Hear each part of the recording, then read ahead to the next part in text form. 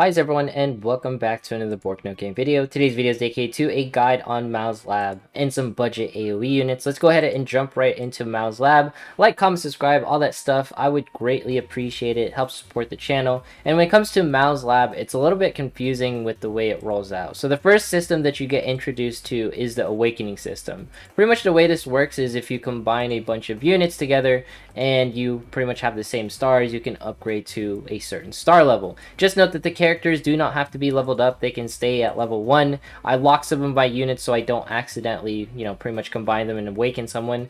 And I recommend keeping Flan and Etna because they're going to be future event units that can be very helpful in case you don't have other event units in order to increase event multipliers and stuff. Let's go ahead and jump into the Google spreadsheets. Credits to Lids for creating this image right here. He pretty much showcased how this works, and this is part of endgame when you want to 6-star a unit. So for example, you have a bunch of 1-stars, so technically 6 1-star printies will get you 1 2-star. The cycle continues with 2 stars, eventually creating a 3-star, 3 stars, and eventually you get a 4-star. And then once you have enough 4 stars, plus your unit itself, who's a base 4-star, they will turn into a 5-star. You repeat the whole entire cycle again until you have 5 5-star printies and your 5-star character, which will equal the coveted 6-star. In total 6,480 printies. All right, it's a lot of farming that you need to do, and that will definitely keep you occupied for some time. And this is something where you're like, oh Bork, where do you get all these printies from the main story? Going there and just hammering it out, farming all those printies, going through like easy, normal, hard,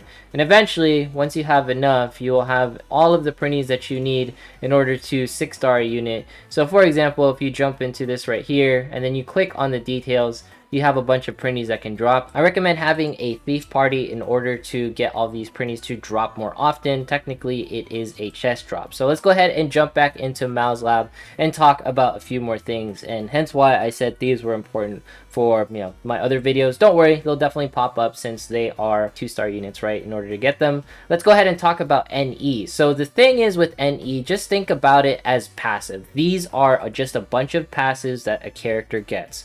So for example, my Desco has NE2 or 2 passives that are unlocked.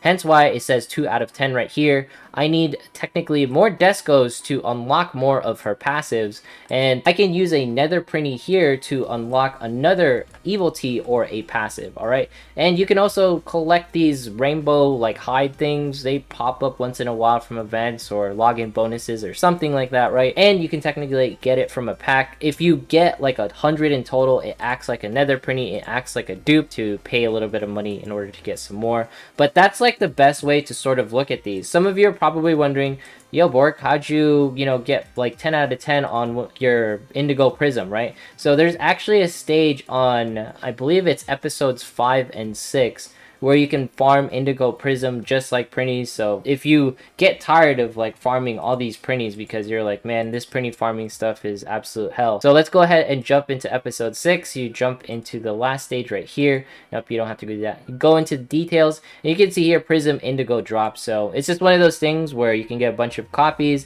combine them together in Mao's Lab, and you get a bunch of passives unlocked. All right, let's go back into Mao's Lab and then talk about the 2 features that you can unlock after hitting level 100. And in case you hit level 100 and you can't access this, just restart the game and it'll give you access. So reincarnation is a method to increase your level cap. You need these reincarnation materials. In order to get these materials, I would suggest unlocking the Dark Assembly. So one of my suggestions is passing this 2x drop rate bill right here. I believe it's at the end of the day. This will reduce to like half points and it'll be almost guaranteed to approve it. So if you want to wait until like the last hour before reset, you can definitely enable all of these, 2x drop rates, 2x HL, 2x EXP in order to do all the farmings. But it's up to you whether you want to do that. It definitely saves you on, some quartz right there. By the way, this is definitely very, very good to refresh. All right, and then you go into the dimension gates, and then once you're in the dimension gates, go into the dark gates, farm these 2 sections out in order to get those reincarnation materials. Now, one of the things that you might be wondering about is, yes, you get like the blue and the red materials fairly easily. How about the white ones? Because the white ones, they can be sort of annoying to actually acquire. So my recommendation for the white currency is farming it via story, except for these two. Farm these within the dungeons appropriately, red dungeon, blue dungeon. And this level 2 drop is available once you hit level 900 plus. I think it can drop at 700 plus. You can check in the details and all that stuff, right? So that's reincarnation. You have to keep banging your head over and over, hitting 500, and then you can go 600. It's like 1000, 1100, 1200. It's kind of maniacal the way they did this, and you can see like the level increases on all that, right? 1000 to 1100. It's like on and on and on. So the end game there, you have to do that until 9999. It's gonna go forever. So technically 99 times you have to reincarnate each character that you want to go 9,999. Alright, let's go ahead and talk about mana. The way this works is that this is upgrading your base stats, and every single time you reincarnate you get some mana from that. So if you click the attack stat right here, you're going to be expending 50 mana in order to get some attack stat, and this is going to be upgrading your base. So let's say you reincarnate a bunch of times. If you reincarnate to like 9,999, this 964 will be much larger because your base stat itself, it'll be a bigger multiplier, if that makes any sense. All right, so when it comes to this ability cheats and the weapon mastery, you shouldn't really focus on weapon mastery in the early game. Credits to Legions Gaming for pretty much pointing this out, and thanks to the end game players who advise that. And the reason being is because weapon mastery is sort of an end game thing, and most of the time you should be increasing your base stats on characters, which is much more important. Okay, this rolls around like budget AoE units, and this is where things sort of get tricky. Alright, so Flan, she is a support based character, and she can actually get level 9 bow. Alright, the reason why that level 9 bow is so important is because if you go into your parties, it actually grants you an AoE skill. Now, I do not recommend putting this AoE bow skill on people like Laharo, Valvatores, or anyone like that. That is completely not worth it, and you should be upgrading their stats.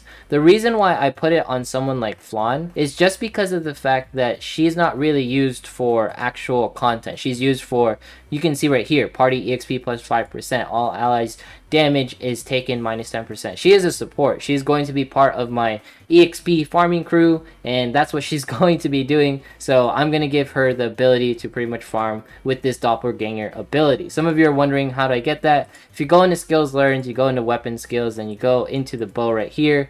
There you will be provided the doppelganger ability once you hit level 9 on the bow. If you're wondering, I pretty much farmed item world and you get a bunch of these. I want to correct myself on one of the things, and that is going to be upgrading skills. So let's go ahead and jump into this doppelganger ability. So I'm just going to slam a bunch of like EXP into here just so you guys can see it. But what happens is sometimes the SP actually lowers and you level up right there. Nothing really happened, but I think it's in increments of 10. Once you get to level 20, maybe the SP decreases a little bit, because originally it was 24 for the doppelganger ability. So feel free to use these skill scrolls as you see fit, and use them sparingly because they are definitely hard to get. Now let's go ahead and cover those budget AoE units that we were talking about earlier, and that's going to be the Wizard, Angel Man, the Twin Dragons right here, the Plant, and the Wild Boar or Orc. Alright, so these 5 units right here, they all have the capability of AoEing as soon as they are level 1. Now the reason why it's so important that they can AoE at level 1, you can avoid situations where you have to raise your weapon mastery in order to have like bow units and whatnot, and they're sort of like a budget option for folks who just want to create a farm team. Because one of the things that's going to be happening in the game is you're going to have farming teams. Like for example, you can run a bunch of thieves to pretty much do like chest drop farming, and then you can run a bunch of like these nether nobles to do HL farming, and then you can run a bunch of professors in order to do EXP farming if you're trying to raise one character in particular, right? Because these parties are going to be relevant as you progress through the game. These are going to be the budget units as we covered. We covered the Mao's Lab. When it comes to Mao's Lab, just think of it as just some weirdly named upgrade system.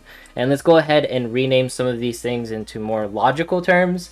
That way we can understand it a little bit better in our heads when it comes to Mao's Lab. All right, awakening system, just think of this as limit breaking, just increasing stars. Same thing with like the Epic 7 sort of deal, except you can do it absolutely for free in level 1. Reincarnation, that's pretty much your maniacal method of actually upgrading characters via levels, except you do it over and over and over. Technically you do it 99 times. Nether enhancement is just another way of saying passives, so you get more passives with dupes. And then with allocate mana, this is your passive stat increase, or your base stat increase is via allocate mana. And technically you can increase your masteries on weapons if you so choose, but that is an end game thing. But anyways, if you made it this far in today's video, consider subscribing, dropping a like, leaving a comment, follow me on Twitch, follow me on Twitter. Once we hit 17,000 farming subs, we'll be doing a giveaway. Mao's Lab is very confusing, but it's very rewarding once you figure it all out. Make sure to farm all those printies, get your characters to 6-star. Have yourself a fantastic day, and I will see you in the next one.